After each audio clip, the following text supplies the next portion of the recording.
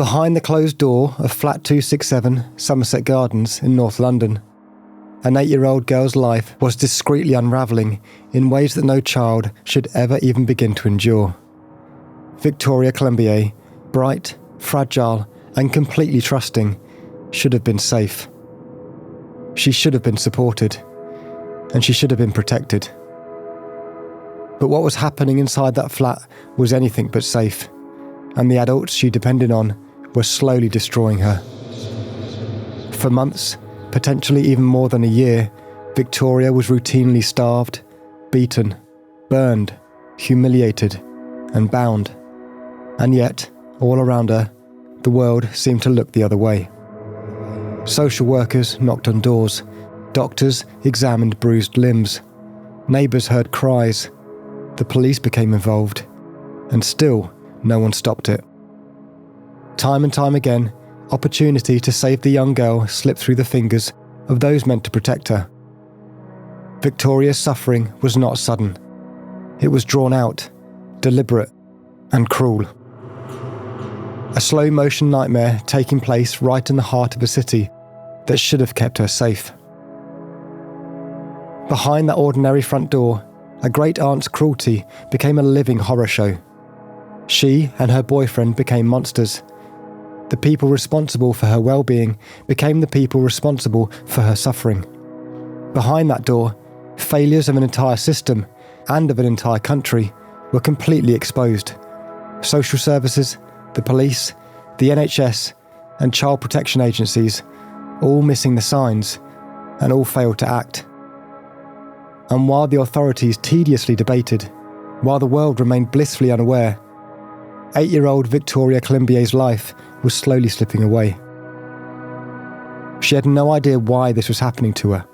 She had no idea why nobody was saving her, or why she appeared so invisible. By the time the real, terrifying truth was finally exposed, for young Victoria, and for the life that was not supposed to have been so callously stolen from her, it was already far too late. How was Victoria Climbié able to come into contact with so many professionals, social workers, doctors, police officers, housing officials and charities, and yet still be left in a situation of routine and escalating abuse? What specific warning signs were present, again and again, that should have made it unmistakably clear that Victoria was being extensively abused? Why was Victoria repeatedly returned to the care of someone who was clearly putting her in danger and causing her harm? And when should the cumulative evidence have made it beyond clear that Victoria's life was in immediate danger?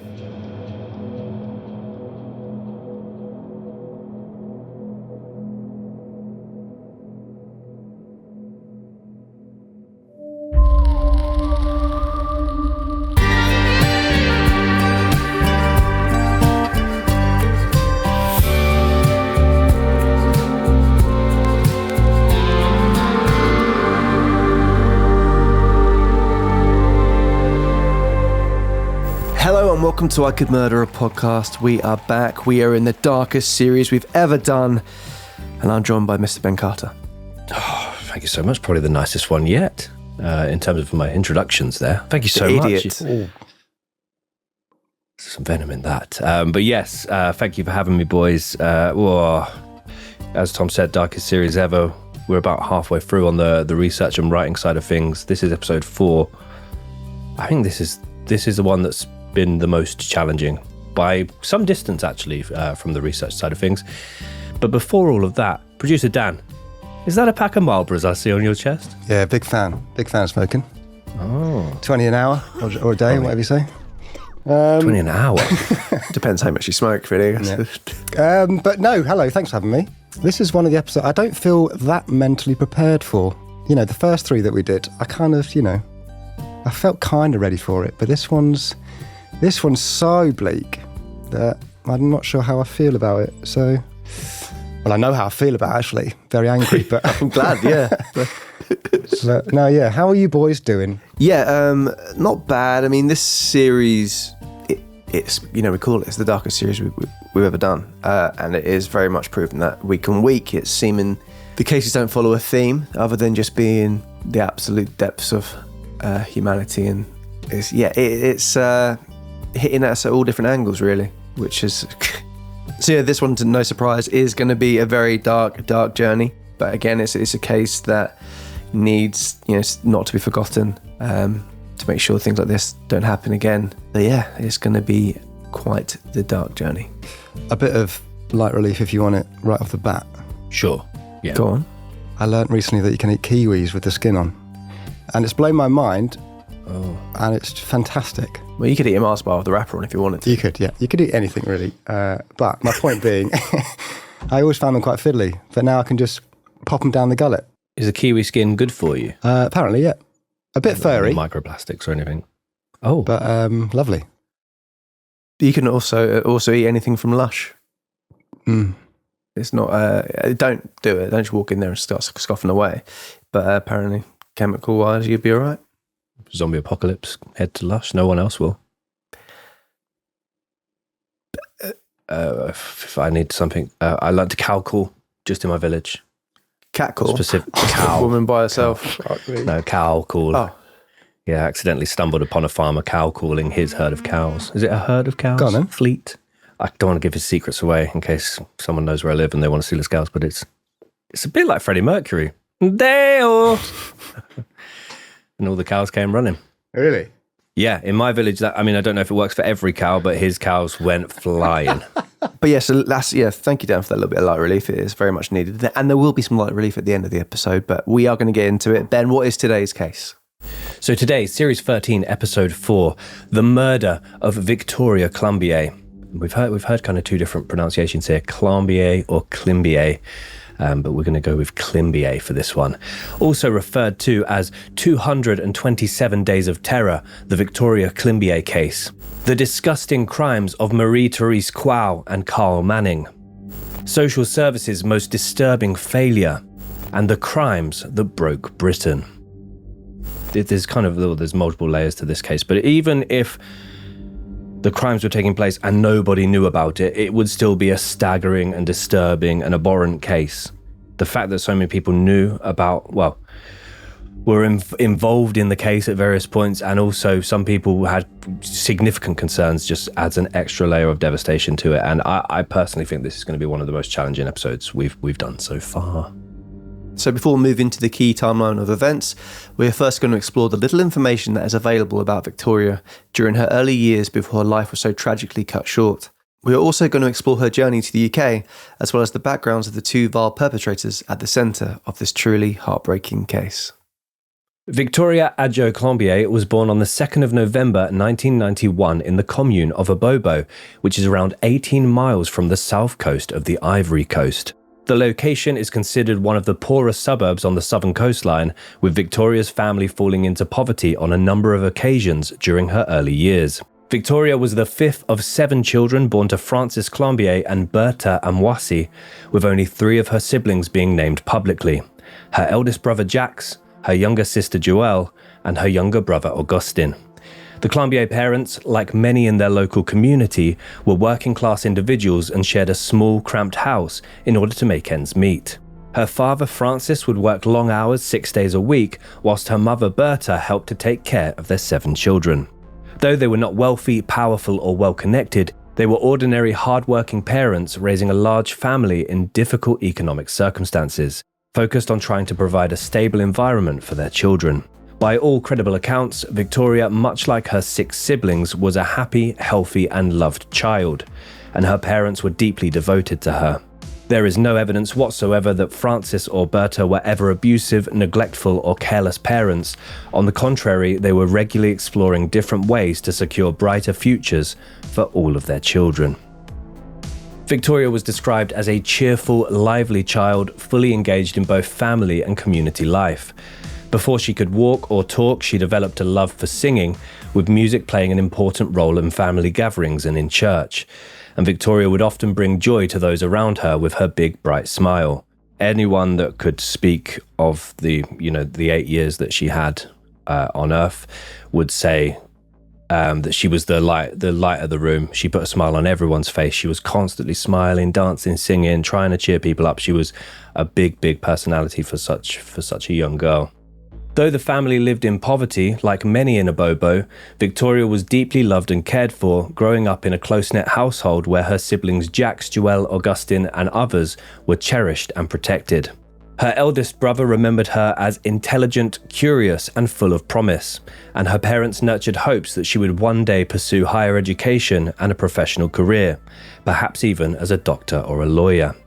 In pursuit of these opportunities, her parents would eventually make the difficult decision to allow Victoria to travel abroad to live with a relative, which is a culturally recognized practice in some West African communities, which is aimed at giving children a better chance at education and a brighter future. On their limited years together during their childhood, Victoria's eldest brother Jacques would recall the following. We were very close, as she was my younger sister at the time, and I felt very protective towards her. She was a bright girl, always smiling and happy. She had a beautiful voice, and I have so many happy memories. When Victoria left for Europe, we were all happy. We hoped she would become a doctor or lawyer. What Jacques was referring to, Victoria's eventual journey to Europe, began not with suspicion or warning, but with a somewhat chance meeting at a family funeral, the funeral of her great-uncle. In October of 1998, when Victoria was just 6 years old, members of the wider Climbié family gathered to mourn the death of a relative. It was there that Victoria and her siblings were introduced to a 42-year-old woman by the name of Marie-Thérèse Kouao, their father's aunt and their great-aunt. At first, Marie-Thérèse presented herself as a kind, caring, strong, devout and respectable member of the extended family circle. At some point during the funeral, the lady expressed concern for Victoria's future and spoke at length with her parents about the better opportunities that would be available to her in Europe. Better schooling, better healthcare, better careers, and a chance at a life her parents simply could not provide at home. And the other thing to mention with Marie-Thérèse is she also just presented herself as having money. Like, she was dressed in a certain way that they thought, she's doing well for herself. She's a living example of the opportunities that Europe have to give. So it really emphasised to the parents what could be the life of Victoria if she was to go with her. Yeah, this is it. At what point would they be? She's a relative. I know we haven't seen her much, but why on earth would we be concerned about someone wanting to help our family that we trust? To Frances and Bertha Climbié, who were at the time struggling to raise 7 children in poverty, her words did not sound threatening in any way, shape or form. They sounded hopeful. What they could not have known, and what no one at that moment could have known, was that this seemingly ordinary meeting and casual discussion would place Victoria on the path that would ultimately lead her thousands of miles away from everyone who loved her, and into an environment where the bright future she had been promised, safe, nurturing and full of opportunity, would steadily disappear. As we have mentioned, Marie-Thérèse spoke confidently about her life over in Europe and the life young Victoria would, in turn, also experience, painting a picture of stability, opportunity and security. Dressed in her finest clothes and covered with jewellery, she described a future in which Victoria would be very well cared for, properly educated and surrounded by structure and support. In reality, Marie-Thérèse's own circumstances were far removed from the life she was describing. She was living in a deprived suburb of Paris, France, where crime was rampant and she was trying to raise 3 sons alone following the breakdown of her marriage, relying on welfare benefits and existing on the finest margins of poverty. Of course, none of this was shared with Victoria's parents. What they were given instead was reassurance, certainty, and the impression that their daughter would be stepping into a safer, more prosperous world than the one they were struggling to provide. When Marie-Thérèse asked which child might go to Europe with her, all the siblings volunteered, but Victoria was selected, almost by chance. Victoria was seen by her parents as one of their most promising children, young, intelligent, articulate and academically inclined, and the idea of her travelling abroad for schooling was tied to those hopes. And as we mentioned, obviously in the UK here, and I'm sure where a lot of people listen to, the idea of, a sibling or a child being handed over to another relative to go to a different country to be raised and taken care of seems quite an alien idea and concept. So the child being given to a guardian, usually a relative from the family, but it's quite commonplace in this particular part of Africa. In theory, it's giving the child a lot more opportunities, a place where they can learn, and ideally, they'll grow up, make some money, be able to send money back home, and even sometimes bring the family over and stuff like that. So it's not as this isn't a crazy happening with what's happening here. This conversation, and the parents want the best for their children, and they've seen a chance here to, why wouldn't they believe a family member with everything they're saying? And as we said, with her appearance, she looks like she is living the life she's saying. Yes, sadly, this world is going to slowly start to slip.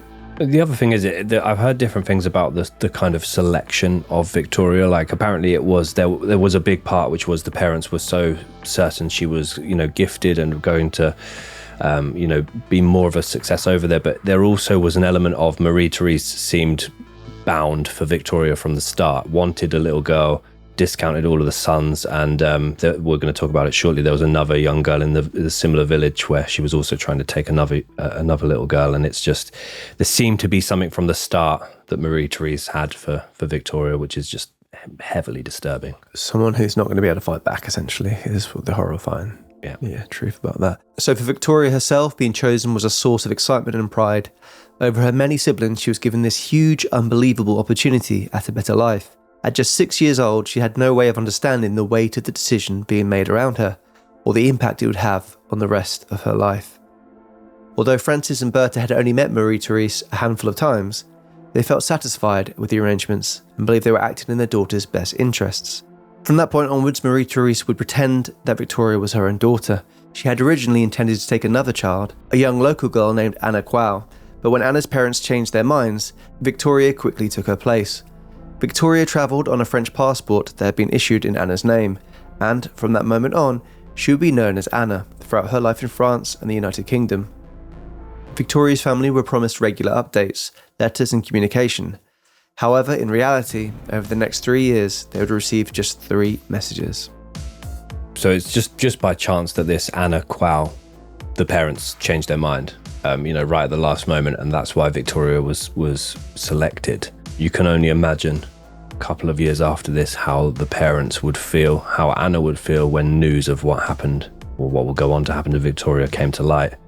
There was, we'll go into it in the inquest and stuff, but there was a tiny portion online that were kind of placing some blame on Victoria's parents for allowing it to happen. But as Tom said, in certain parts of West Africa, sending children to live with relatives for schooling or, better opportunities is very, very, very, very common. Apparently up to 1 in 6 children do that over there. So it's very common, and there's absolutely no blame at all at the parents in this case. They could not have known what Marie-Thérèse's intentions were at this point. It always baffles me how people can be... I know in certain cases you can go, what were the parents thinking? But it's just like, in these kind of ones, it's just like, they're already feeling enough guilt without you jumping on the back and saying that. I mean, due diligence would be, but they probably didn't have means to be able to do that or know the way to do that. And then, as I said, believe in a family member. Yeah, you can't blame them for that. Well, it's literally France's auntie, Victoria's dad's auntie. He's trusting her. 1 in 6 children experience this type of thing, and I would assume that typically 1 in 6 children have a really successful experience with doing it and get a better life for them and their families. After leaving the Ivory Coast, Marie-Thérèse and 6-year-old Victoria arrived in Paris in the winter of 1998, and for a brief moment, it appeared as though Victoria might have begun a pleasant new chapter in her life.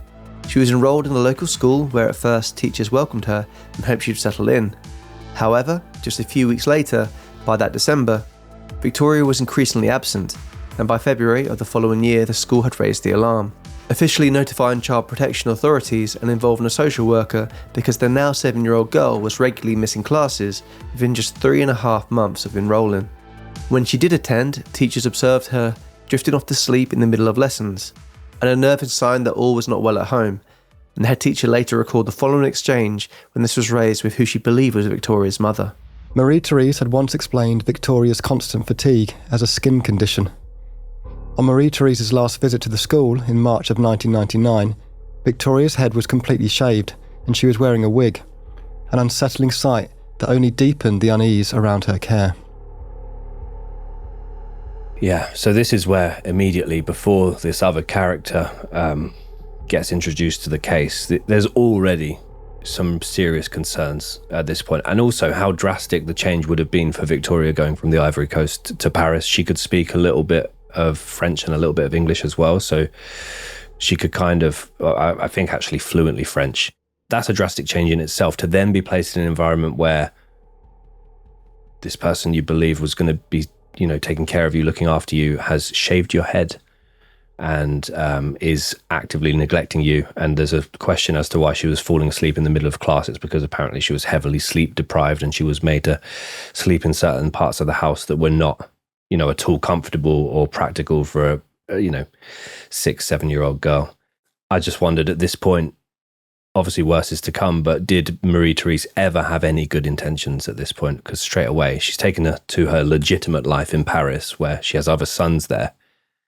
Was there any good intention at any point in any part of this from her? I can't see how there was. The only thing I kind of heard was the idea that she would entitle her to getting more benefits. Yeah. But yeah, if she's already struggling, it doesn't really make sense to me how she could go, yeah, I mean, this would be ignorantly, I don't know, even in her tricky circumstances, is it still a better situation for Victoria to be in terms of, the education and everything like that? You could argue.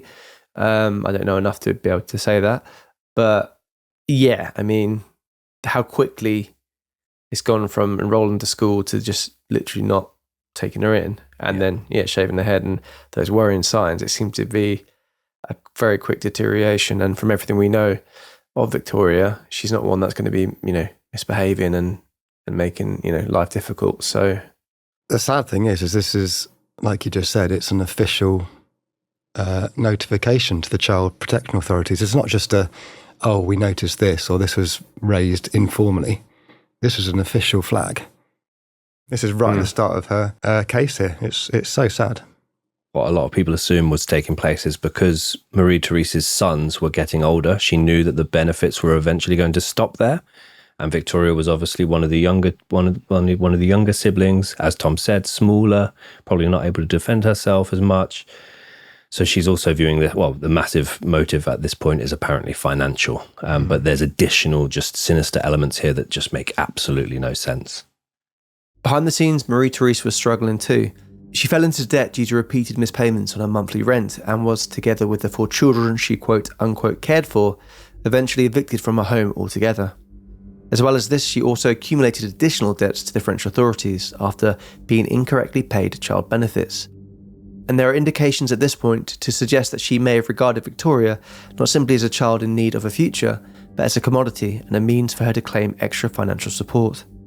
Regardless, within a matter of months, this brief and strange interlude in France, full of poor school attendance, classroom fatigue, worry from school staff, Victoria's head being shaved, and growing personal instability, would come to an abrupt end as Marie-Thérèse prepared to take Victoria onto the United Kingdom.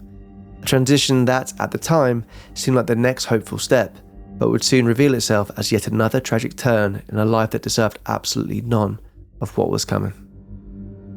When Marie-Thérèse and Victoria abruptly left France in April of 1999 and moved to the UK, there is no credible evidence that her 3 sons, who had lived with her in France before Victoria's arrival, accompanied them on this journey or became part of Victoria's new life in London. A detail that remains unexplained in the official records and public inquiries. Marie-Thérèse's divorce and the subsequent death of her son's father back in the mid-1990s had already left her sons' lives somewhat fragmented, and the fact that they may have been abandoned in France by their own mother adds a quiet, unresolved thread to a story already filled with pain, neglect, and unanswered questions. On the 24th of April 1999, Marie-Thérèse and Victoria arrived in England, settling temporarily in a bed and breakfast in Acton before briefly moving to a bedsit on Nicol Road, Harlesden, in the London borough of Brent. The following day, the pair visited a woman by the name of Esther Acker, who was a distant relative of the family and worked in England as a midwife, counsellor and preacher. Esther and her daughter noted that Victoria was obviously wearing a wig over her blisters and appeared very small and frail for her age. The day after this meeting, Marie-Thérèse went to the Homeless Persons Unit of Ealing Council, where she completed a housing application together with a housing officer by the name of Julie Winter. Victoria's passport showed the name Anna, but Winter did not take notice, and her application was ultimately rejected for habitual residence. The referral was then passed on to the social services without any written record. So at this point, Esther and her daughter have already noticed quite an obvious wig, apparently. And initially you might think, oh, was she making Victoria wear a wig to look more like Anna in the passport pictures? But I understand that the hair wasn't that different, and I feel like the head shaving was just an act of abuse. Then you notice the blisters underneath, and you wonder what on earth was she doing to her head underneath this wig, and then maybe the wig was actually to cover up, pain that had been inflicted to the little girl. It's really, really horrible. There are some very disturbing images from this case of this point in the timeline, and it's just very, very upsetting. I also think as well, like shaving the head can be very dehumanizing, and like an act of ownership. People's personalities, can be betrayed by the hair, and it's I think it's purely done for a callous reason. I mean, by the time that she's in the country, she doesn't need to shave the head in order for ID purposes, does she really? It's just another one on the list of all the horrible things happening. Over the next 3.5 months, Marie-Thérèse visited Ealing Social Services at least 18 times in search of both housing and financial support, often bringing Victoria along, who was seen by staff members at least 10 times. See, that just makes me that made me feel a bit angry inside. But it's just, it's right in front of them. It's going to get so much worse. Yeah. And the other one that we've just talked about as well, there was no written record at this point either. So there's just other hints that could have been missed. This Esther Acker will now work in the background, and she does do some good in this case, but there's a lot of people that just aren't taking note, sharing records, making records to share in the first place. It's really bad. It's not clear whether or not the pair had been living on the streets during this period of time, or if they remained in the bedsit, with Marie-Thérèse rapidly running out of money. Staff noted Victoria's unkempt appearance, with one worker stating that they felt that Marie-Thérèse had intentionally made the child look that way in order to gain sympathy. And another worker recalling that she looked like a child from an ActionAid advertisement. Despite this, no action was taken. See, yeah, this is a point that really angered me learning about the case, the fact that someone who worked within that sector is essentially, she's joking with that comment, looked like a child from an ActionAid advertisement. It's literally your job to notice these things and then act upon it. No action being taken from that stage. There's going to be plenty of times where, we usually say red flags, because it is a red flag, and red flags are missed about how she's being taken care of here. And it's like, you make a little joke, which probably is borderline, a little bit racist as well, joke as well in that circumstance. Making a comment about her looking, she's from an advert, and then being like, oh, you just imagine her sat at the desk, oh yeah, and then carrying on working. It's like, literally your job to intervene here, and ask questions as to why she looks in that way. But no, just a little comment made. Infuriating. Yeah, it's not even like it's a one-off either. It's at least 10 times that she's been there. It could be racist. I've just googled them. It could be very racist. Yeah, it's black women and girls, African women and girls. So it's a racist comment. On the 8th of June 1999, Marie-Thérèse started working at Northwick Park Hospital as a cleaner, but during this month, no attempt was made to enrol Victoria in school or any form of daycare, leading many to believe that the 7-year-old was simply left home alone, occasionally up to 12 hours at a time with little food or water, whilst Marie-Thérèse worked at the hospital. At around the same time, for reasons that aren't completely clear, Victoria was taken to a local GP surgery, but no physical examination was performed on her, and she was reported to have no current health problems. On the surface, it looked like care, but in reality, it did nothing to protect her. It simply created a record and gave Marie-Thérèse the appearance of supervision, a way to justify Victoria's condition or absence if anyone questioned her. So this GP visit, which is apparently out of the blue, they didn't notice that the girl was, at this point, heavily malnourished, appeared to be wearing a wig that had a vast number of blisters on the crown of her head underneath, and it's no concern again has been raised. It's just, and the other terrifying thought here is Victoria is so young at this point, and everything's happened so quickly. A few months in Paris, now in London, 2 big cities, 2 very different cities to home. She's probably not understanding, with her being so young, what was happening to her or why it was happening to her, which is just an absolutely heartbreaking thought. Why is this woman doing this to me? You know. The thing is, like, I can kind of understand if the general public weren't necessarily raising flags or complaints or concerns, because it's almost like a bit like the kind of bystander effect, right? You see something happening, you're like, oh, somebody else will, do something. But when you've got people in literal professions like GPs and social care workers or whatever, kind of ignoring the obvious, it's so frustrating to see it, again, like I said, so early on. I think as well, like an interesting thought on this I had was, is it people... I mean, I can imagine this happening more now than then even, how aware people are of not being culturally insensitive. And it's like, are they looking at this and going, oh, that's just the kind of dynamic of a family from that area of the world? Is that, in terms, not, the marks, but the way that she's been spoken to or the way that she's been treated, and not wanting to intervene in that essence. It's like, maybe that's just how things are done from where they come from, kind of that kind of thought, which obviously, you wouldn't think a social worker would be trained in order to be able to surpass that and know how to deal in those situations. But the fact being put in front of a medical professional, yeah, it's just truly maddening.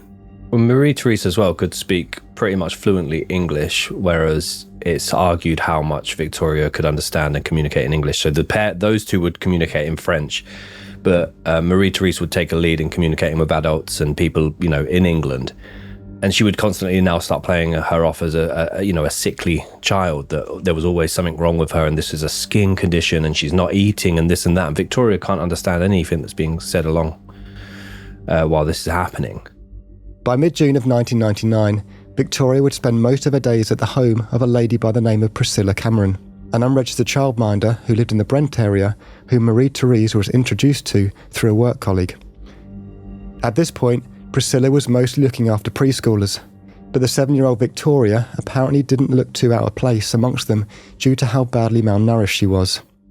As well as this, Victoria spoke an extremely limited amount of English, so could not communicate, or potentially may have not even understood, any of her ordeals thus far to any locals. In her care, Priscilla quickly noticed a small number of cuts on Victoria's arms, hands, feet and fingers, which Marie-Thérèse casually brushed off as accidents with razor blades that Victoria was playing with when the initial concern was raised. Why are you letting her play with razor blades if that's the excuse? I mean... Yeah. Is she expecting Priscilla just to be, oh, okay, yeah, sure. Yeah, that's fine. Yeah. Oh yeah, my kid loves razor blades as well. I can see that. Fuck off, you. There are interviews with Priscilla. She's in a few documentaries about this case, and she talks about how, when Marie-Thérèse dropped her off, and as she was dropping her off and collecting her, she was a different child, very sort of shut off and quiet and just very placid. Then the moment Marie-Thérèse was gone, she became a different person. Priscilla had her own children there as well as other children that she looked after, and she would gradually open up over the weeks. But very quickly they noticed all these cuts were to her they were on her hands and in her fingers, but they were all kind of subtly, they were ones that you wouldn't see if she was just walking past you. And she also always wore clothes that covered her, wrists down to her feet, so you couldn't see other parts of her body that potentially also had these cuts on. But apparently these were very small hidden cuts in her hands. It's horrible. On top of this, distant relative Esther Acker got back in touch with Marie-Thérèse, where she arranged to meet her and Victoria at the bedsit where they were staying on Nickel Road. During this visit, Esther noticed a deep scar on Victoria's cheek, which Marie-Thérèse loudly argued came from an accidental fall whilst on an escalator. As well as this, Esther would state that she felt that Marie-Thérèse's accommodation was not suitable for a young child to live in. It was around this moment, on the 14th of June 1999, when one of the most dreadfully pivotal moments of the case occurred, as 42-year-old Marie-Thérèse met a 26-year-old London-based bus driver by the name of Carl John Manning while he was at work. Despite their 16-year age gap, the pair immediately became very close.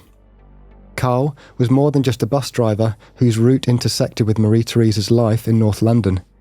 He quickly became her partner, and in the months that followed, he would become one of the principal creators of Victoria's relentless suffering. What began as a chance encounter rapidly became the start of a new, sinister relationship between Carl and Marie-Thérèse, a relationship that would last just 8 months before the police would ultimately intervene and separate the couple.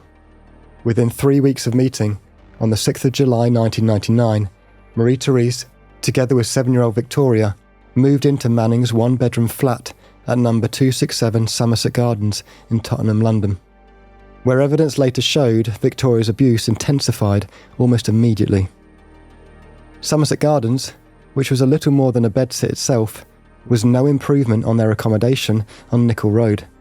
But to Marie-Thérèse, that simply did not matter.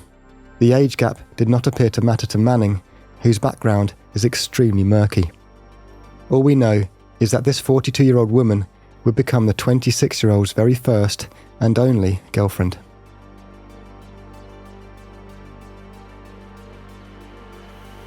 Well, this kind of almost solidifies Victoria's fate. There was so little room. There was basically a bedroom, a kitchen / living room, and then the bathroom. That was it. And they straight away forced Victoria to sleep on the couch, which was incredibly uncomfortable, but would appear a luxury compared to what goes on to happen. But from this point onwards now, I think Marie-Thérèse has seen Carl Manning as like security for her as well, because she's looking for accommodation. She's got a job, but she's looking for something more than what she had initially. And at this point, she will try and give Victoria away to kind of start a life with Carl, but it doesn't go to plan. And this, as Dan said, this is a huge pivotal moment in the case where these two evil people come together. So returning to Esther Acker, who simply could not shake the images of the scar on Victoria's cheek, concerned for the child's safety, she anonymously telephoned Brent Social Services once on the 18th of June 1999, and fearing that her concerns were not being taken seriously, she phoned once again 3 days later. Despite this, her calls failed to trigger a proper response from social workers. Apparently, Esther was bluntly told probably social services are going to do or have already done something about it. So she's actively chasing social services now, and it's this scar on the cheek. It's actually quite interesting. Dan and I, we were filming something for the podcast 2 days ago, and Dan and I went to Pepe's Piri Piri Chicken afterwards, and a guy, we were at the front of the queue waiting for our order, and a guy with a Chelsea, is it a Chelsea smile? I wasn't sure, but is it Chelsea or Glasgow smile? The Chelsea smile, yeah. It was the first time I've ever seen one in person. It's a Glaswegian kisses a headbutt, isn't it? Is that the one? What's the one with a coins in a sock? That's just how you go about your business, isn't it? Your life saving, isn't it? And by the way, I was filming with the guys as well. So I said we were filming a podcast. You said me and Dan were filming something, and then we went to the Pepe's. I said Dan and I, we were filming. But yes, Tom was there, guys. Sorry, but we went to the Pepe's, and But this is what I'm imagining now. If she's comparing it to falling on an escalator, this cut to the cheek, this scar on the cheek, like that's a significant injury. Again, Esther's now bombarding social services saying this child is, we've heard what the living accommodations are like. We've been to the property. You need to do something about this. And at that time, Victoria and Marie-Thérèse have moved accommodation, and no one knows. No one knows they're living with Carl Manning. Also, that response from the Brent Social Services, i.e. probably social services are going to do or have already done something about it, that is an insane response, as in to give the impression that we're not even going to log it because it's probably in the system already, mate. Cheers for your call. It's unbelievable. Yeah, on that, like, this is a child's life. If you were ringing about your boiler and someone said that, you go, well, no, that's no answer. But this is actually a kid's life. And it's like, what the fuck is that for a response? Yeah.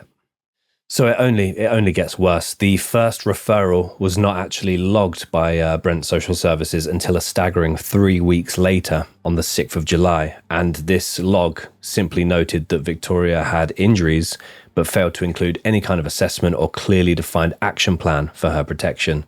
The second call with Esther chasing them did not trigger any kind of separate referral whatsoever.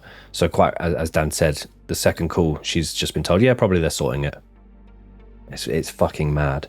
So Lord Lamming, and we'll talk about this more later on, but he would eventually head up the inquiry into the matter. He described this particular delay as a significant missed opportunity to protect Victoria, and described the social service failings as some of the most bizarre and contradictory evidence ever noted. And this is the point, this is early on. This is very, very early on about when things can be potentially, intervention can be provided, and it's just, nothing is being done. It's Esther Acker that seems to be the one, and Priscilla trying to make something happen here, and nothing is. Edward Armstrong, who was the team manager of the intake team at that locality, later claimed that he had only dealt with the June 21st referral, which he considered to be a less serious case, a version that Lord Lamming later called wholly unbelievable, suggesting that this mishandling of the concerns reflected not a mistake but an attempt to cover up the team's inept handling of a genuine child protection case. In eventually taking action on Esther's 2 phone calls, on the 7th of July 1999, Brent Social Services sent a letter to Nickel Road, informing Marie-Thérèse and Victoria of an upcoming home visit. However, by the time that the social workers Laurie Hobbs and Monica Bridgman arrived, which was on the 14th of July, the pair had already moved out and were living at Carl Manning's flat without anybody's notice. No one answered the door, no follow-up visit was made, no neighbours were questioned, no work visit was conducted, no background checks had been done. The social workers had, in their own words, only the haziest idea of what they were even investigating in the first place. The Lamming inquiry later noted the only record of the visit was the cold, almost lazy line jotted down, "Not at this address, have moved." So there was no follow-up to find out where they'd moved, where they'd gone, had the child been seen anywhere. That was kind of, it's sorted, they've moved.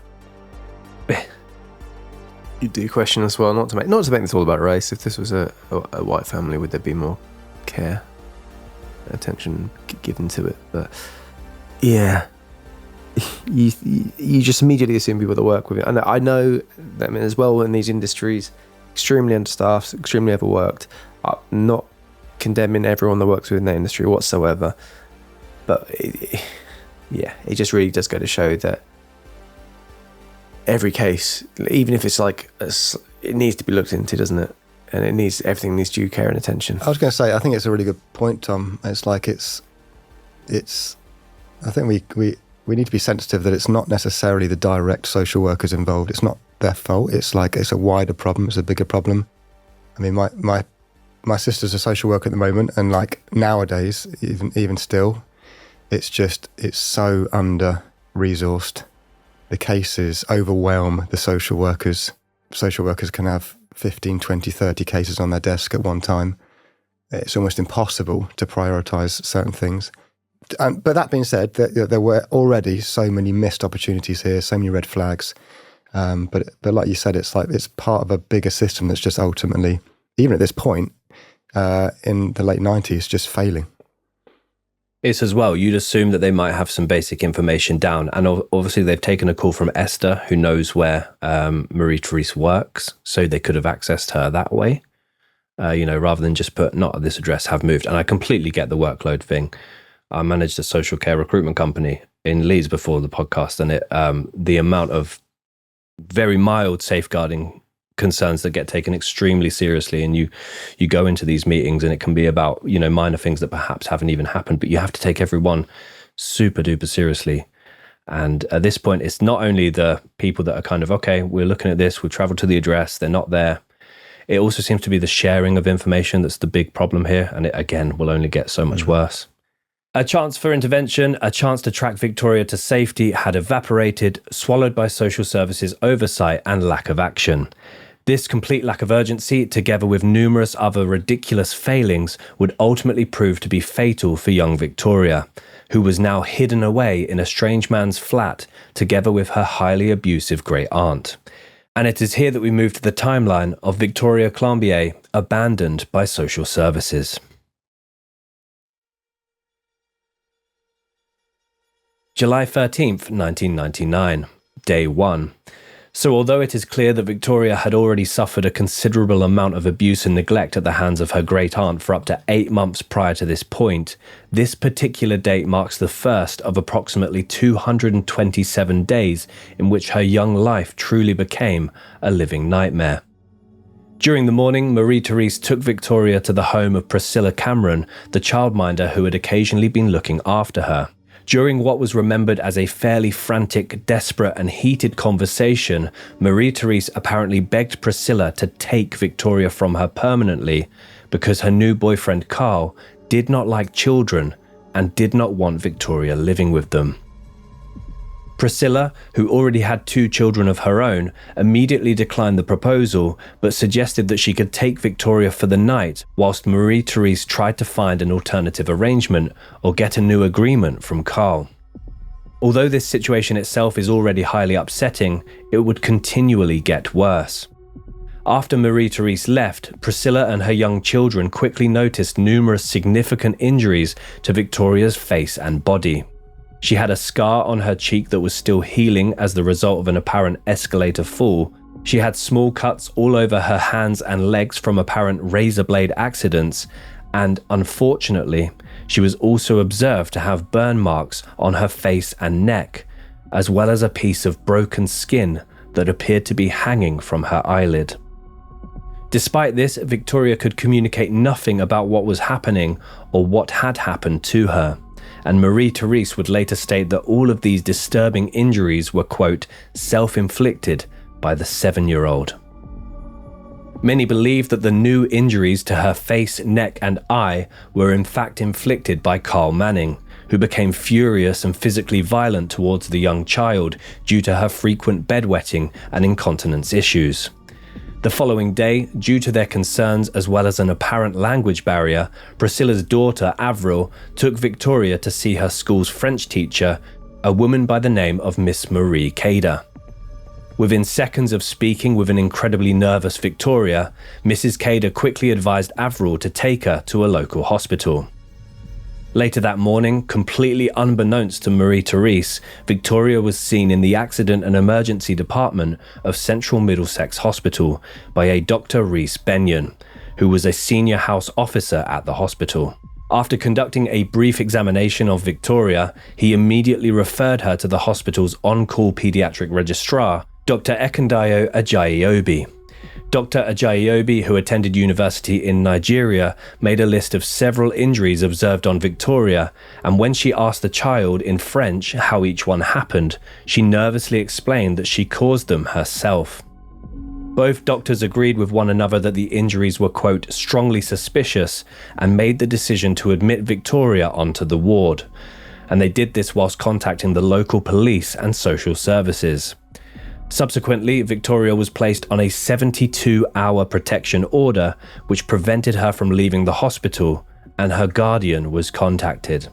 So this is where you think, okay, case solved, police are coming, social services are coming, doctors have seen her.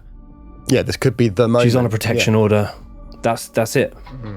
Sorted. Apprehend the person responsible. But Victoria is behaving in a way that Marie-Thérèse has coached her to behave and said that I did it myself, and we'll see where this goes. So despite the clear alarm raised by multiple clinicians, the system began to fail Victoria almost immediately. A furious Marie-Thérèse, introducing herself as a care and hospital worker despite being a cleaner, arrived at the hospital and was adamant that Victoria's injuries were the result of scabies and skin irritation.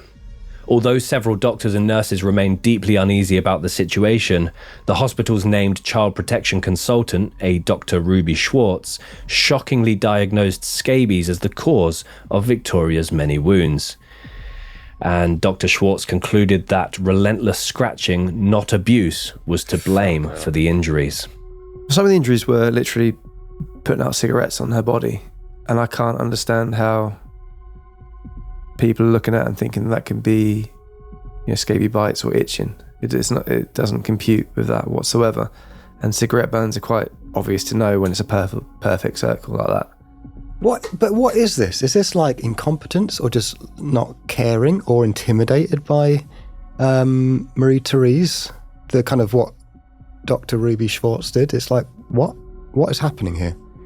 Surely if a 7-year-old comes in and there's self-inflicted wounds to this nature as well, that's a question within itself. Why are they doing it? Why are they allowed to do it? This is obviously could be seen as a cry for help even. So, yeah. It's really, I just quickly searched, does scabies look like blisters, which is apparently a common, I was going to say, does scabies look like burns, but blisters is a really common search. And apparently, yes, scabies can look like small fluid-filled blisters alongside pimple-like bumps and tiny raised wavy burrow tracks. So it can kind of look like, somewhat like recovering burn injuries, but still very strikingly different when you see images of it. Marie-Thérèse is saying she's got scabies, she's been scratching, she's poured hot water on herself to try and ease the irritation, and the doctors are buying it. Well, this doctor The thing is, buying that's just like the point of a doctor is to see past the kind of surface level, what it looks like, and to connect the dots and figure out what's actually been happening here. And yeah, like you said, Ben, it's just been labelled as that. Oh yeah, it looks like that. Tick. Yeah. And even with the difference in what she's saying and what Marie-Thérèse is saying, that in itself again is why they're both saying different things. Because, you know, if it was just, oh yeah, I'm so itchy, and she didn't say that, and she didn't say that she poured hot water on herself, so yeah. Well, we're all about to get a little more angry because, crucially and even more shockingly, this diagnosis made by Dr. Schwartz was made without ever speaking to Victoria alone. She would later admit that this decision was a, quote, big mistake. Even more troubling, one of her junior colleagues wrote to social services stating that there was, quote, no child protection issue at all. When Brent Social Services were notified of the concern, a child protection officer by the name of Michelle Hine initially prepared to open a full investigation into the matter. However, after being informed of Dr. Schwartz's assessment, she downgraded Victoria's case, placing her trust in the consultant's judgment. She too would later admit that this was a, quote, grave mistake. So this Dr. Schwartz, I know people do make mistakes, but this is bloody significant mistake. This is huge because the knock-on effect of this downgrade and misdiagnosis is, the ripple effect is significant. Yeah, I was just thinking about my comment about how it could be argued a failing of a bigger system, but examples like this show it's individual mistakes. And yeah, I mean, yeah, obviously NHS again is understaffed and overworked, but yeah, if it's right in front of you, you are giving due care and attention to every person that's put in front of you. And when the child's involved and being brought in by not the carer initially, and there's lots of things there like, why has this happened? And you know, why is this person coming in so angry and so animated about everything as well? And yeah, if the carer, Marie-Thérèse, knows exactly what's wrong with her, why has it got to a stage where she's been taken into hospital by someone else? It's like lots of questions that don't make any sense. The other point is, obviously, Dr. Ruby Schwartz has made this diagnosis without ever, being alone with Victoria. There have been questions asked as to, maybe she didn't go in to, get some one-on-one analysis with Victoria because of the fact that scabies was even mentioned, which is highly contagious. And so therefore she's rushed to judgment. She's had Marie-Thérèse in her ear saying it's scabies, she's itching it. And therefore she's just rushed to a decision and pressured into a decision. And the knock-on effect is huge. So at the same time, Dr. Schwartz, despite the misdiagnosis, she actually assumed that social services would take the matter further, when in reality, no one did. Each agency waited for the other to act, while Victoria remained dangerously unprotected. Meanwhile, Police Constable Rachel Dewar, who had been assigned to Victoria's case, was told the child was, quote, suffering from scabies rather than abuse, and therefore she made the decision to lift police protection entirely. She too did this despite the fact that she had not seen Victoria as the law required, nor did she speak to Marie-Thérèse or Carl Manning. On the 15th of July, just 2 days after she first arrived at the hospital, Victoria was sent back into the very home that had already caused her immense harm. At around this same time, Marie-Thérèse befriended a couple, and this couple were Julian and Chantal Kimbedima. Victoria would then basically be placed in their home several times in the months that followed because Priscilla was basically not able to take her in as often. Chantal later recalled that Marie-Thérèse shouted at little Victoria constantly and never once showed her affection. So at this point, obviously, we've had a significant misdiagnosis that's been made. Numerous concerns have been raised and kind of ignored or not taken anywhere near as seriously as they should have done. And as well as this, several different agencies are waiting for the other one to act rather than taking any action themselves. And all these things combined would ultimately cost Victoria her life. But there'd be so much more before that happened.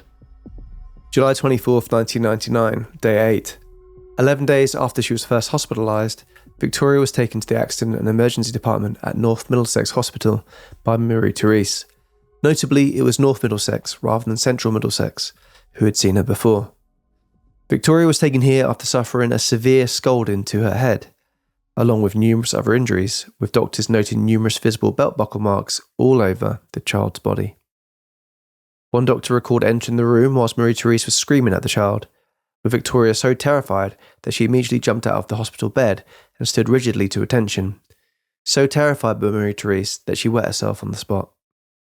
When she was examined, it was confirmed that Victoria did not have scabies.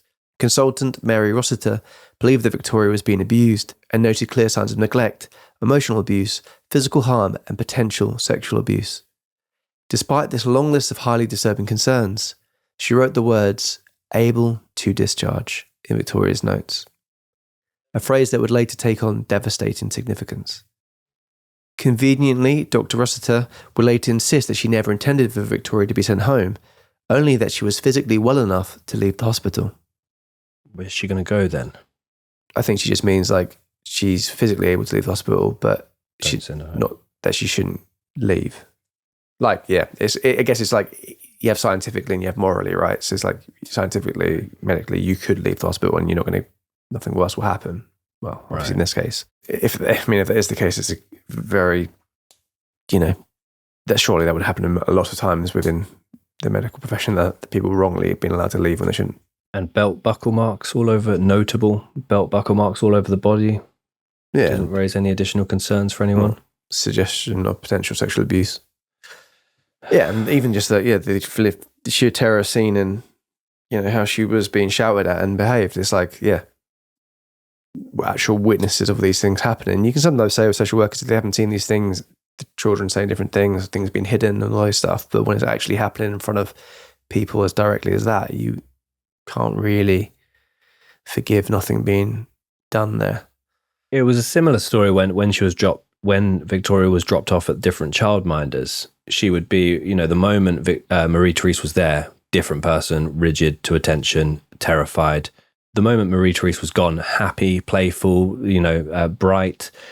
It was exactly the same at the hospitals. Despite all these injuries, and there are very graphic images of this scalding to the head, even in the photos that the hospital took of this scalding to the head, she's still smiling for the camera. And the injury, I didn't believe the photos were real when I first saw them.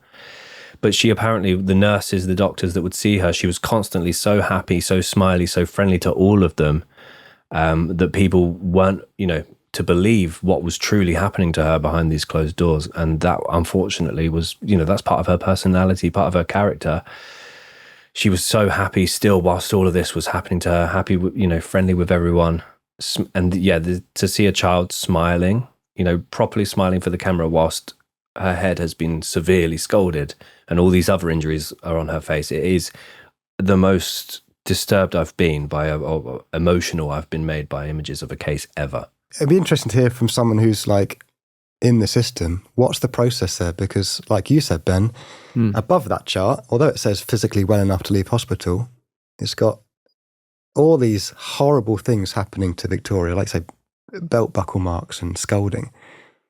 I don't understand the process there of going like witnessing all this horrible stuff happening to her, but then going, yeah, but she's physically well enough to leave, so discharge. She's trying to say she didn't say discharge her, but basically she's passing the buck there. But surely there needs to be another box there which concern raised or investigate further. But all of the healthcare workers are thinking social services have now got this, police have now got this, I've provided care, I've done my part, now it's their turn to do their part, and this is where the breakdowns are happening, I think.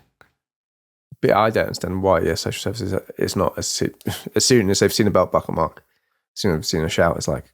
Yeah. Well, she's taken a big point as well. She's taken to a different hospital as well, instead of the last one that saw her. So I feel like that's intentional on Marie-Therese's part. Yeah, but you'd argue that this one, what they've witnessed at this hospital is even worse than what they did the other one. So it's just like, isn't that surely enough to go, we're not letting her leave until we get social services in here to talk to her one-on-one? And she has some element of conscience to take her to hospital in the first place. So there is, obviously we'll go on to what happens now, but there's some part of her that still wants her to be helped, wants her to be looked after. She, the first time she went to the hospital, it was via Priscilla's children and a French teacher. This time it's actually Marie-Thérèse that's taken her. So Dr. Rossiter also admitted that she had assumed that police and social services would intervene, which they did not. Assuming, or it feels like there's a bit between her care and that bit happening, needing to be an alarm be raised there. But once again, that intervention never came. After a brief handover between local authorities, Victoria's case was passed to Haringey Social Services. So new to the role, Haringey social worker Lisa Arthur-Worry and police officer Karen Jones were assigned to the case and planned a home visit for the 4th of August. However, that visit was quietly cancelled after renewed claims of potential scabies, which put the social worker and police officer off the visit. Which, surely there's ways of you can visit someone and wear certain clothing in order to avoid. With Officer Karen Jones later stating, it might not seem logical, but I did not know anything about scabies. Fucking just... If that's all it took for people to hide from social services, oh yeah, my kids got scabies. And then Yeah. Officer Jones would also later make the bold claim that despite the buckle marks and despite numerous signs of physical scolding, there was no evidence of child abuse or neglect in Victoria's case. Madness. I don't know what belt buckle marks could mean other than that. Scolding. Like, even if you're going, yeah, she could do that to herself. The fact that she's been allowed to do that to herself in a house means she's not, the carer is not fit for purpose. If it's repeatedly happening, you go, yeah, this person can't look after this child. Let's take this child away. But yeah, sadly, this is still, it gets darker. So we move to the August 5th, 1999, day 20. After almost 2 weeks without any kind of contact or house visit, Victoria was taken to the NSPCC Centre in Tottenham, which is the National Society for the Prevention of Cruelty to Children, where confusion surrounded the referral almost immediately. By the end of the day, due to a mixture of miscommunication and a lack of information being provided by both Victoria and Marie-Thérèse, the case was effectively closed after it was claimed that Victoria had moved out of the borough and into another locality. That same afternoon, Marie-Thérèse met with social worker Lisa Arthur-Worry and police officer Karen Jones, where she bluntly informed that Victoria had poured boiling water over herself in a bid to relieve scabies itching, and had also caused herself injuries using kitchen utensils. Her explanation was accepted without any kind of challenge from the duo. The injuries were deemed to have been entirely self-inflicted and or accidental, and the following day Victoria was once again sent back home and sent back into the hands of her tormentors. Over the next few months, it is argued that social worker Lisa Arthur-Worry and Dr. Mary Rossiter were in regular contact regarding Victoria, with Dr. Rossiter claiming numerous phone calls and letters were sent, while Lisa Arthur-Worry would deny any of this contact being made. Either way, Lisa, in charge of Victoria's case, only met with Victoria on 4 occasions, each lasting less than 20 minutes, with the pair barely speaking to one another during each meeting. At this point, here is the disturbing reality that 7-year-old Victoria was living in. Victoria was not allowed access to the main living space or Carl's flat at any point in time, regardless of whether or not the pair were present in it. Heartbreakingly, her life had been confined to 3 items in one small room: a bathtub, a roll of masking tape, and a set of bin bags. As a result of her incontinence and an apparent shared hatred of her from Carl and Marie-Thérèse, Victoria was made to sleep tied up in a black bin bag routinely filled with her own waste in a cold bathroom. Her hands and ankles were bound with masking tape each night. She was forced to sleep within the cold, fiberglass bathtub in the room, which apparently made it easier for the couple to manage from a hygiene perspective. Any time the young girl left the bathtub or made too much noise rustling in the bin bag, she was punished. They burned her all over her body with cigarettes, matches and lighters, and repeatedly scalded her with boiling water, starved her, tied her up for periods longer than 24 hours, and hit her with bike chains, hammers, wires, shoes, belt buckles, coat hangers, wooden spoons, and when they got bored of that, even their bare hands. On the rare occasion... It's getting me.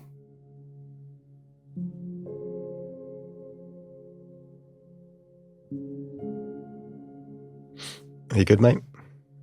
Has someone dug in? On the rare occasions when she was fed, she would be forced to eat off the floor like a dog, with her hands still bound. In some instances, the couple would throw food in the air towards her and make her catch it in her mouth.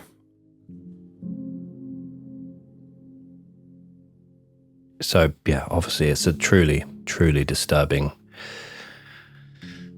this is her world now, and no one else has, well, I say no one else has any idea. There are hints at, abuse that's going on, and misinformation and misdiagnoses and information not being shared correctly and escalated correctly. But all of that is so difficult to even begin to process. But I'm sure we've all, in different periods of our life, accidentally slightly scalded our hands or fingers whilst making a coffee, or, the pain of that is significant, just getting a little drip of boiling water on your finger, and it can blister. This young, innocent girl who only ever smiled is having it thrown all over her head, her eyes, her face, her body, her hands. And yeah, that is perhaps, one of the worst paragraphs we've ever had on the podcast. And for no reason. She came to this journey in her life for a better life, and for no reason this is now her life. I don't understand. If she's able to ditch her own children and leave them in France or wherever she did, and if she didn't want Victoria, why not just give her up or leave her outside somewhere where she can be taken on by someone else? And why have to put her through this? Yeah. For Victoria, for no reason she was able to even begin to fathom, her life had narrowed to a single purpose: endurance. Days blurred into nights spent on cold tiles or curled up inside an empty bathtub, denied a bed, denied warmth, and denied proper rest. Food arrived unpredictably, often withheld from her altogether, while thirst and hunger became tools of control. Victoria was made to stand up for hours, unmoving and silent, or she was forced to kneel until her legs trembled beneath her. Any shift, any sound, was treated as defiance. Illness, exhaustion, bedwetting were not met with care, but with punishment. In this world, childhood did not exist. Only rules, fear, and the constant calculation of how not to provoke the next outburst from Carl or Marie-Thérèse. The couple enforced this horrible existence with methodical cruelty. Violence was completely routine, delivered deliberately, repeated relentlessly. Burns, blows, and humiliation were framed as discipline, as correction, as something she had brought upon herself. Victoria was shouted at, degraded, and told she was bad, dirty, and unwanted. She was trained to believe that pain was deserved and inevitable. Her body carried the quiet record of it all, injuries overlapping before the last one had even fully healed. Outside the home, she became small and invisible. Inside it, she lived in permanent anticipation of the next punishment. This was not neglect through absence. It was captivity, sustained, intentional, and unfolding every single day, while the world continued to look the other way. After weeks of this torture, one thing that would infuriate Carl Manning more than anything else was Victoria's apparent unwillingness to cry. He despised her for it. Despite her adoration of Carl, Marie-Thérèse would later allege that sexual abuse took place, but this was never properly investigated and never concretely proven. In total, Victoria would receive a staggering 128 separate injuries with visible scars, and 12 different agencies would fail her. August 16th, 1999, day 31. Despite everything we have discussed, Marie-Thérèse somehow managed to convince Victoria to smile for the camera, as a photo was captured of her to send to her family back on the Ivory Coast. Her father, Francis, upon seeing these photos, but not being aware of the horrors Victoria was enduring, stated the following. Victoria looked sad, thin and gaunt. I knew her as such a beautiful, happy, pretty young child. This was not her usual self. I became concerned, but never thought that she was being neglected or otherwise badly treated. We then moved to October 1999 through to January 2000. During this 4-month period, Marie-Thérèse deliberately avoided hospitals altogether. Instead, she took Victoria to churches. There, she presented herself as the child's mother and claimed that demons were living inside her.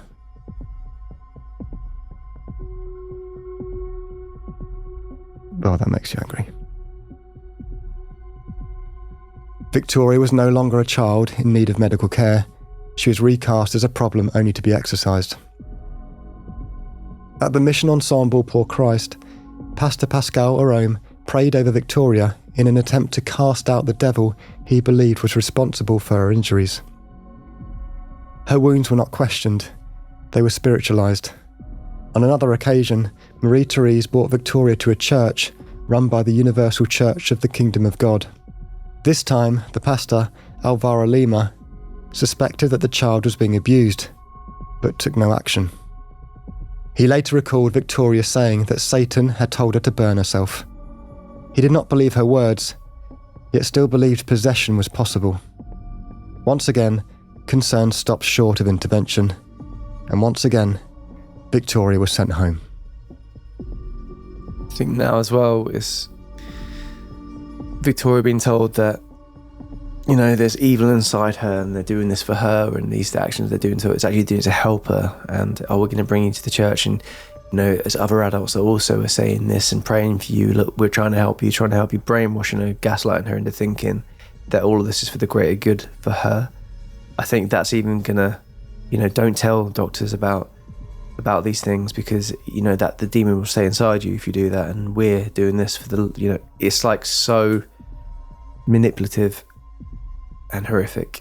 And yeah, there's a bit in the kind of inquiry where Marie-Thérèse would Victoria's parents would come over to the UK to attend different parts of the inquiry, and Marie-Thérèse would kind of stick to some of this, that there was a demon, she was Satan, and it was all apparently because her parents hadn't been married in a specific type of church, and apparently that was no one in the room was offended by that, but it was a real offense to the parents for her to even say that. So perhaps, obviously, those details that Tom and Dan read out about what her day-to-day life became in that bathtub, you know, perhaps this whole time Marie-Thérèse and Carl Manning are saying, you know, there's a kind of religious connotation to it, which is just fucking disgustingly terrifying. We move forward to February 24th, 2000, which is day 226. And throughout that entire period now, Victoria's not going to school, not leaving the house, barely leaving the bathroom, and her daily reality is exactly as Tom and Dan described. After enduring months of systematic and relentless abuse, a now 8-year-old Victoria suddenly fell unconscious. Instead of rushing her to hospital, Marie-Thérèse decided to take her to a church. The child was unconscious, severely malnourished, suffering from hypothermia, and had multiple organ failure. But let's take her to church. Even then, Marie-Thérèse did not seek medical assistance. Instead, she brought Victoria to the Universal Church of the Kingdom of God, and only after speaking with the pastor there was a minicab called to take the child elsewhere.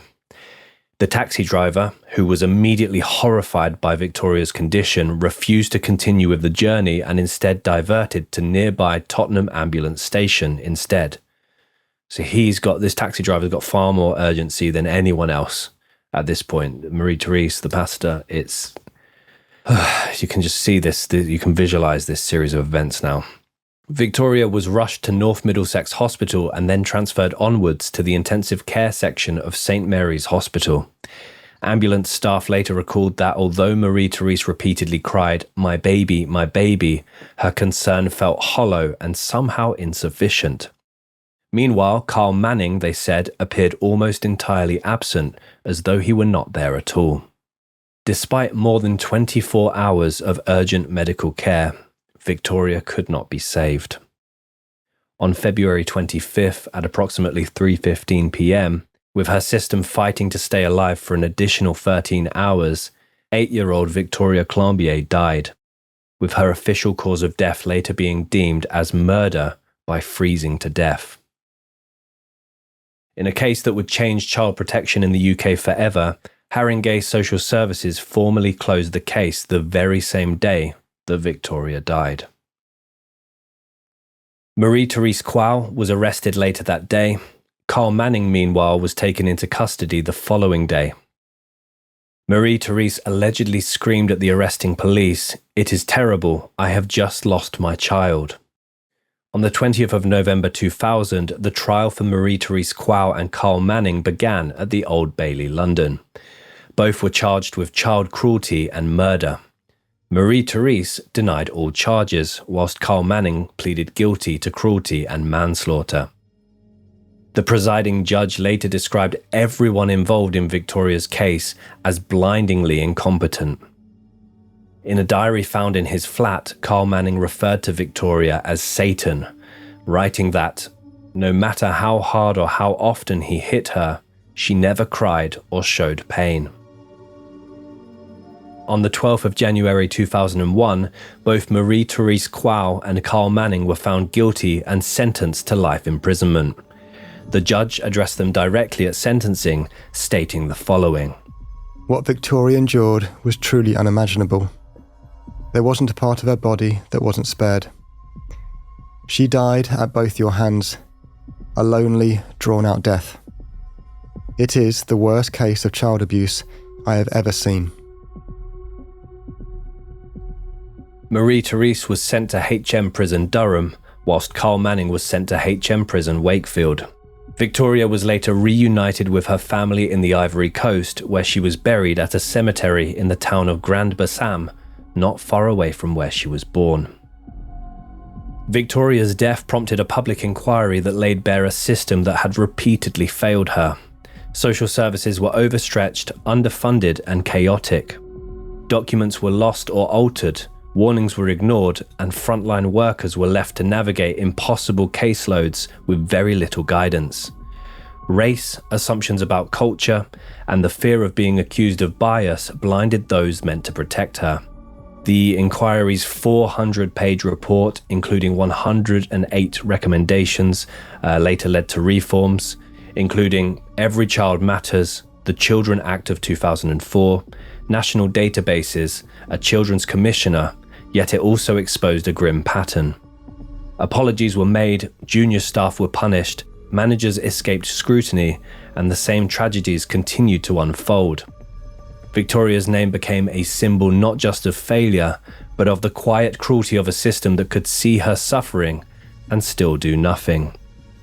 And yeah, it was the lambing or laming inquiry. It took more than a year to finish. 160 witnesses attended, and so too did both Carl Manning and Marie-Thérèse Kouao and the parents of Victoria. And the whole inquiry, the report is online. We'll pop it in our Facebook group, because if you have time, it is a absolutely astonishing read.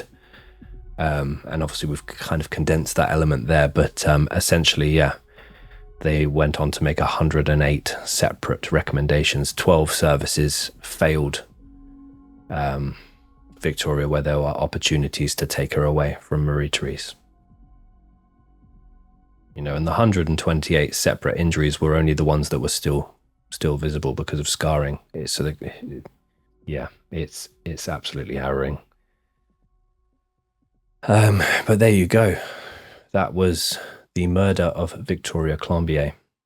Yeah, as we said, it was a dark case. It's taken me 13 series, but I've broken down an episode now. Really sad one, and one that, like a lot of these cases could have easily been avoided. I think it's just the thought of her being so smiley and still kind to everyone after everything's going on that really kind of hit a nerve with me. It's a truly, truly dark one. But as we said, really important to keep these stories alive and keep the message alive, and also keep her name alive. But I think it's time for a little bit of decompression session, I think. Please. Because...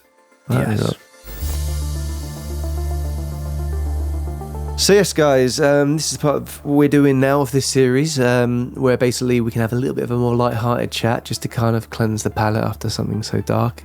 We're using it as a bit of a, an agony aunt thing, or you can ask us a question. You can get in touch with hello@icmap.co.uk. We've actually got a voice note for this one. Bloody hell. Sent. Yeah, so producer Dan's going to play it, and then we can see, as a friend of the pod, see what advice or thoughts we can give this person. Hello, Thomas and Benjamin. And Dan, the man. Star of the show, really. It's your good pal Jack here, Jack Mate from Jack Mate's Happy Hour podcast. And Norwich. I've got a question for you, right? Because Stevie and the other boys take the mickey out of me a lot for this, but when I had the builders around doing my garden, I would bring them biscuits out, and I kind of wanted them to like me, so I started to bring better and better biscuits each day, and then I just started taking them a box of matchmakers out every day. This was in peak summer, by the way, so I don't even know how I got older matchmakers in June, but it's a true story. So I'd take the matchmakers out every day. Is that weird? If you were a builder, would you appreciate it? If not, what is the perfect biscuit to give a builder? So you're not being too flash, but you're also not being too cheap. Cheers, boys. Thank you. Loving the pod, by the way. Nice one, Jack. There you go. I mean, matchmakers does feel mental, especially in the middle of summer when it's hot. I was going to say, what a choice as well, matchmakers. I'm a big fan of matchmakers. He fucking loves them. Oh, that can go down the gullet in one as well. Not just Kiwis. Big fan of matchmakers. If you get your Jack's house, there's just discarded boxes of matchmakers. So he fucking loves them. I do think it's slightly perverse giving a box of matchmakers to a builder. Maybe at the end of it to say thank you, but not daily. Not daily. Although I'd like to receive that, though. To be fair, I don't see a problem with it on the receiving end. Would you think? But if you were the builder though, and someone's giving you that every day, are you not thinking that's a bit What's weird? going on here? Yeah. Bit try hard. Yeah. What do you want from me? See, I don't know. Last year I did quite a bit of landscaping last year, and there were some very, very nice houses across Cambridge. And do you know what? Actually, the nicer the house got, the less stuff you got. Which I'm not going there expecting stuff, but I think a nice cup of coffee wouldn't. I think it's very rude not to even offer a coffee. But Jack, I think that's incredibly generous, and I would have been probably stretch the job out, if anything. Get more matchmakers every day. Charging more money, more matchmakers. But no, I think it's overly generous. But I don't think it's weird. I think it's weird. I mean, what's the best thing you got then when you were on the circuit? A full English breakfast butty, which I could not believe was happening when it happened. And it was really heavy to eat whilst then lifting a load of gravel. Don't slag it off, mate. No, but I'm very appreciative. Sounds good, actually. It was a lovely lady named Marie, and basically came out. There were 4 of us working, and she said, right, orders. What does that mean? And so they said, they did bacon butties here and stuff. And I'm like, bloody hell. Yeah, the lot. I'll take the lot. Yeah, it doesn't surprise. Very heavy on the stomach. I mean, to be fair, whenever we have a tradesman here, I always offer them a hot beverage, and most of the time they say no. Good.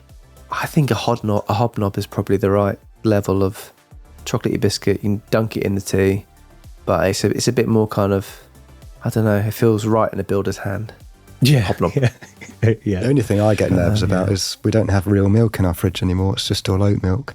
And I always worry that tradespeople are a bit like, what? I want the real stuff, please. Yeah. I get nervous about that, but what are you going to do? The best biscuit I've ever had is a recent biscuit I've had, and it is M&S. It was actually, we went to London and I got stuck in Liverpool Street, so I went up into the M&S. M&S chocolate chip shortbread cookies. Oh my God. Fucking hell. Bloody. How many did you have? I think they come in like little packs of 6. I had 5, Tara had 1. So, got you some in. Well, there you go. Yeah, great question. I think it's, basically, Jack, very generous. I think very generous, a bit weird. If it was daily, I think even weirder.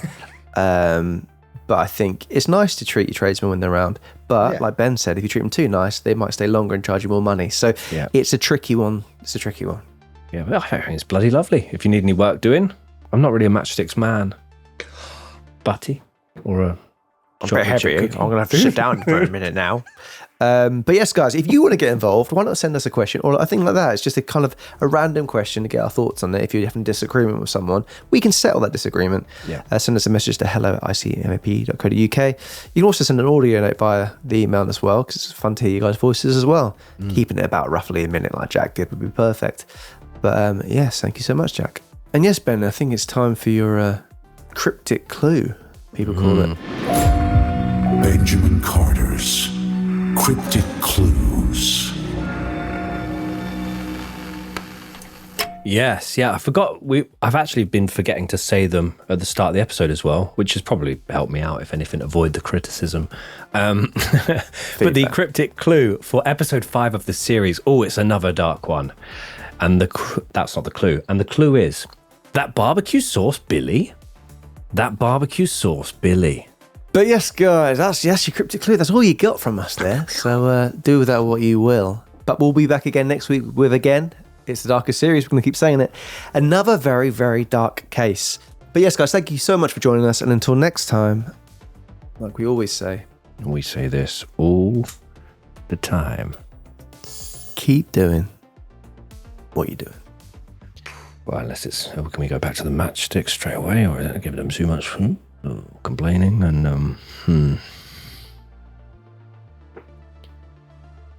unless it's not offering anything for someone working on please. It is rude. Yeah. Unless you're not at home, leave the kitchen open. Don't worry about your milk choices, mate. Thank you. I think people, I think people are open-minded to it now. That's actually made me feel I'll better. have a black coffee, please. And to be honest, a black coffee and a black tea, this is absolutely fine. Never had a black tea, but I imagine it's bloody good for you. A lot of different cultures would have black tea. But they think it's weird to put milk in it. Oh. Diluting it. So there you go. Awesome. Anyway, guys, we'll talk about this offline. Anyway, guys, see you later. Till next time. Bye-bye. See you, Pip.